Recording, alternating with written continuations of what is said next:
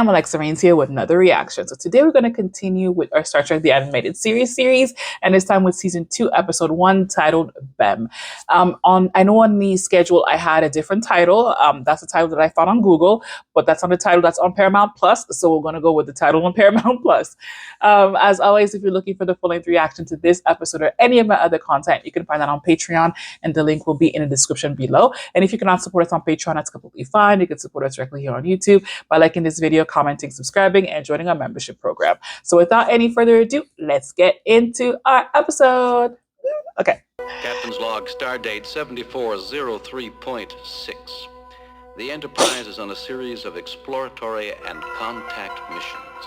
Traveling with us as an independent observer is a member of a recently contacted alien species, Honorary Commander Ari Ben Bem.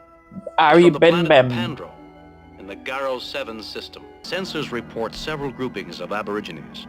They may be dangerous, so I want all of us to avoid any unnecessary risks. But these monitoring devices have to be planted. Lieutenant Uhura will be tracking us throughout. Now, if there's any trouble of any kind, beam up immediately. Don't try to be a hero. Nope. Right, sir. You were assigned to this ship as an independent observer, yet you have spent the past 6 missions in your quarters. You haven't done any observing at all. Until now.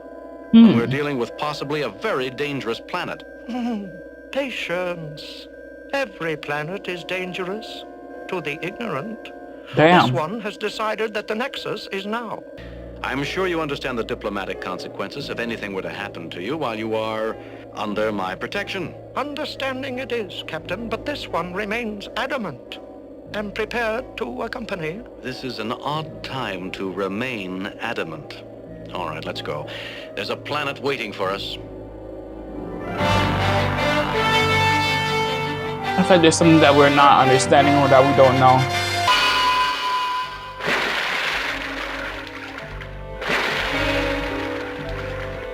Assistance is offered. We're all right. Oh, shit. What? What is it, Lieutenant? Lieutenant Arex has been tracking a non-network sensory stasis. It's hardly more than a flicker, and it's several thousand kilometers west of your position. Say again? An anomaly, sir.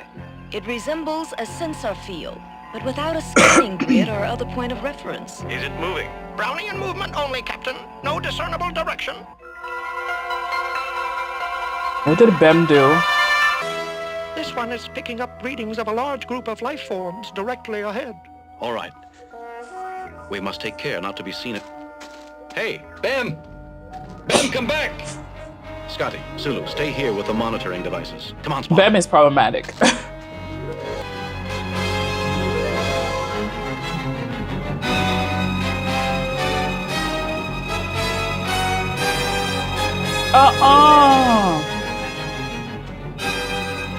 He's gone. He That's would have had to go through here to crazy. escape. There he is. I don't know how he did it, but he got through. He can break apart. Come on, we'll have to go around. I believe he went that way, Captain. On the other hand... I think we've lost him. That way. It appears to be a native food-gathering party. Yes, and the food they have gathered is BEM. Well, BEM is being problematic. That's his own fault. He put himself in that situation. The captain is not answering his communicator, and it does not show up on the scanning grid. It's as if its responder has been disconnected. We're picking up increased activity from that anomaly. Is Mr. Spock with the captain? Yep. Aye, they both went after Commander BEM. Lieutenant Arex, start a sensor scan for Captain Kirk and Mr. Spock.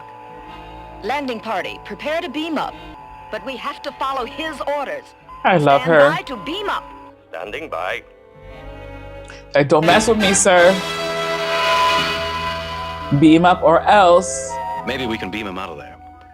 Kirk to Enterprise. Kirk to Enterprise. Kirk to Enterprise. This isn't my communicator. These are not Enterprise communicators, Captain. They are fakes. Our phasers and communicators have been switched for phonies, and Commander BEM has run off. He's changed We've them. been separated from the rest of the landing party. Yep. Mr. Spock, something funny is going on. An alternate course of action would appear to be advisable. But Commander BEM's difficulty appears to be genuine. Phases or not, we have to rescue him. We're rescuing you. You are interfering with observations. This is how you observe? By being captured? As logical a way as any, Spock, Commander. Uh-oh. That's what I said. Commander BEM, if you had those two phasers and those communicators all this time, why didn't you use them to escape? Sir, this one does not demean oneself by the use of casual violence to accomplish goals. Oh. But you may demean yourself if you Damn. wish. I Damn. want those phasers and communicators now. Commander BEM is a colony creature. Commander BEM, if you could split yourself into separate parts, why didn't you escape on your own earlier? He's not trying to escape. And deny you the opportunity to prove your value to planet Pandro by rescuing this one from possibly dangerous situation? This is not a laboratory, Commander BEM. This is a hostile planet, and representatives of Starfleet are not experimental animals for you to test. Fire. No, do not use your weapons. I'm paralyzed. We're held in stasis, Captain. Put away your weapons.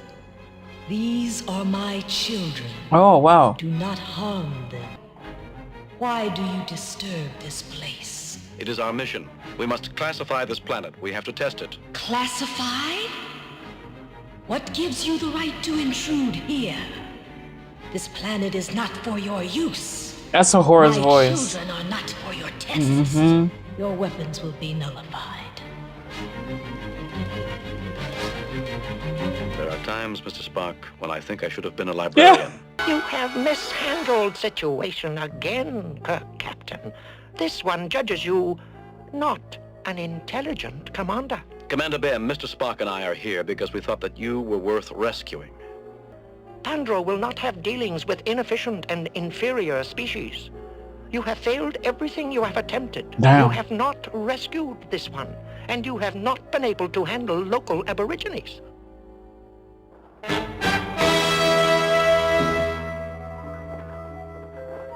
This one wishes you, what is the Earth word?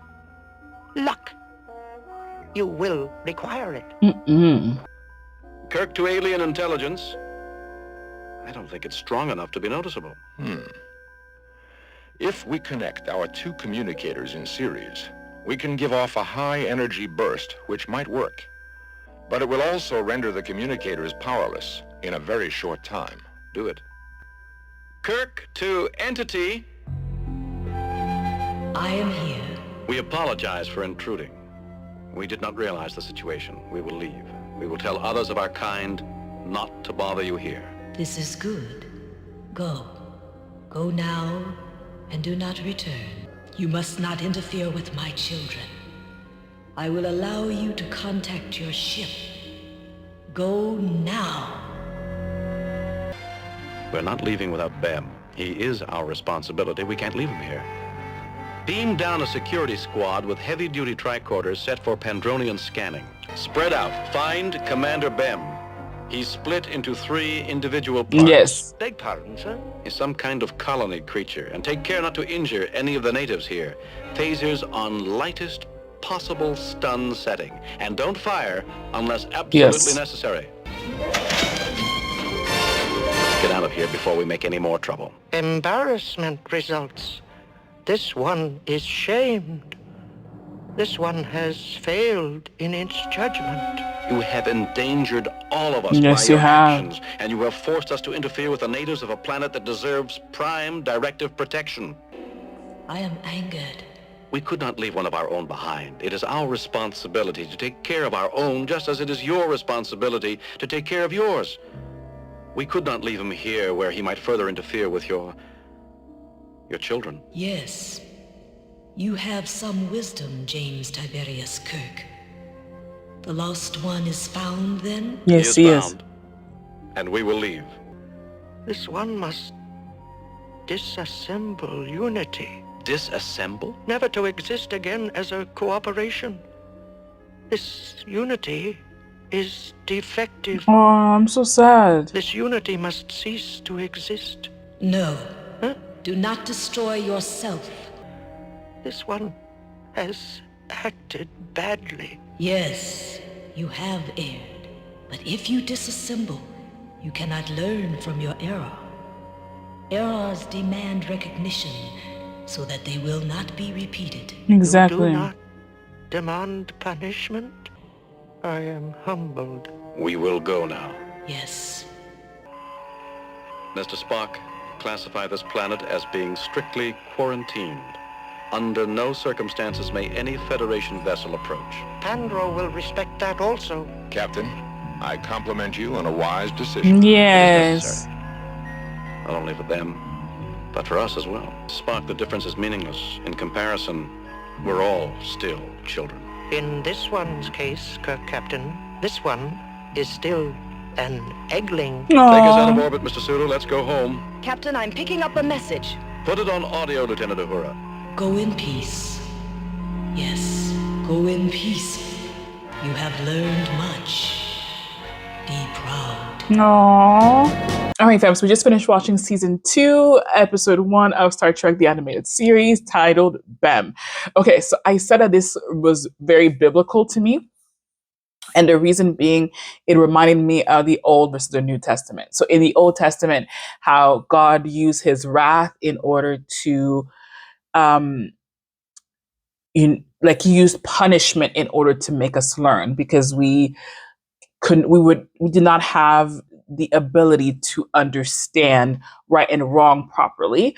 And in order for him to be able to teach us that, right was kind of met with blessings and then wrong was met with punishment. So I like how they were talking about the fact that her children are still too young to understand this. So this is why they understand punishment and reward.